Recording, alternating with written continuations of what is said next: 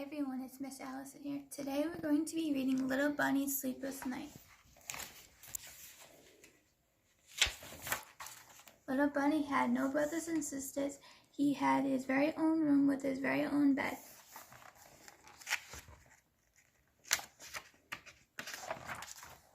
But sometimes he got lonely, so lonely that he couldn't fall asleep. One night he thought, what I need is the company of a good friend.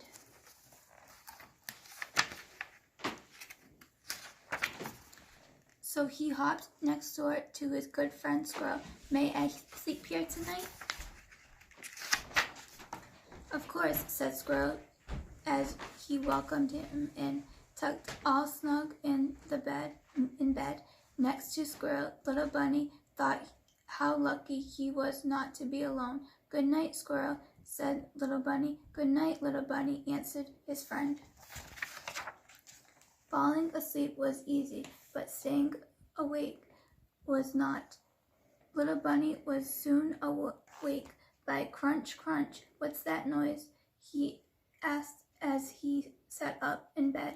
Just me crunching acorns, said Squirrel.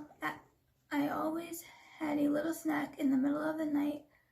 Well, thanks for having me, but I can't fall asleep with that noise. So Little Bunny left and hopped somewhere until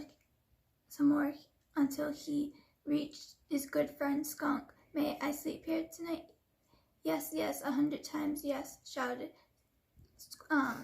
Skunk. No one has ever asked me to sleep over before. Afraid Little Bunny might change his mind, Skunk quickly pulled him inside. This is fun, Skunk said as they got into their beds. Shortly after, they fell asleep, but not for long. Little Bunny was soon awake by a terrible smell. What's that smell? He asked as he jumped up. I'm afraid I do, said Skunk. I forgot someone else was in my room. I got scared and sprayed. Well, thanks for having me, but I can't sleep with that smell. So Little Bunny left and hopped some more until he reached his good friend Porcupine. May I sleep here tonight? Certainly, said Porcupine. You take my bed and I'll sleep on the floor. Yippee, shouted Little Bunny as he climbed into Porcupine's bed and bounced around with excitement.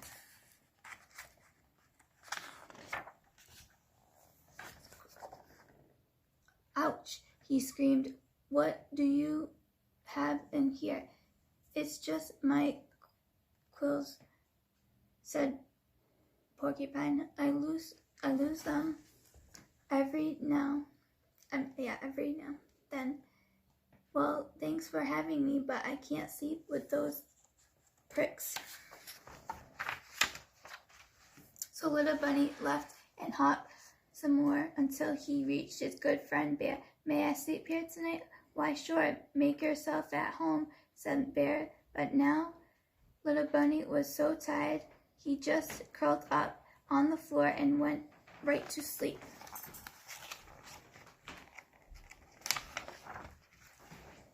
Bear was soon after,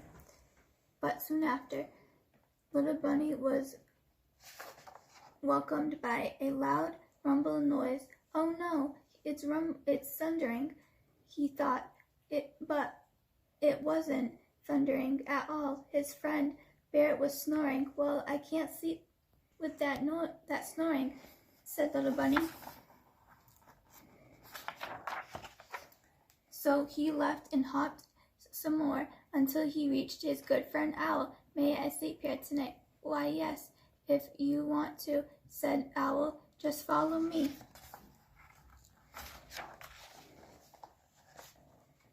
And an exhausting Little Bunny went right to sleep, but soon he was awakened by a bright light shining on his eyes.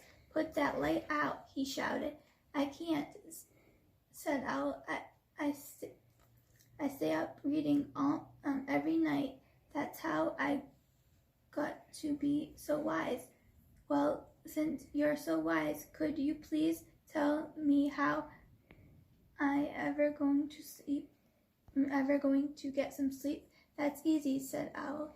Just go back home where you belong.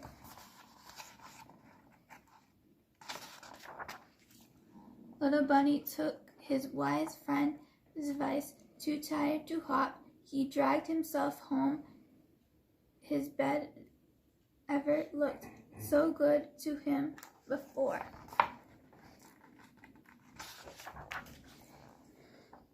He jumped right in. How wonderful, he said to himself as he snuggled down. No crunching noise, no terrible smell, no prickly clothes, no snoring, and no bright light. Just me, myself, and peace and quiet. Now I can fall asleep.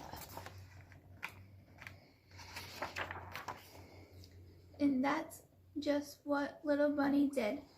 The end. Thanks for watching. Bye.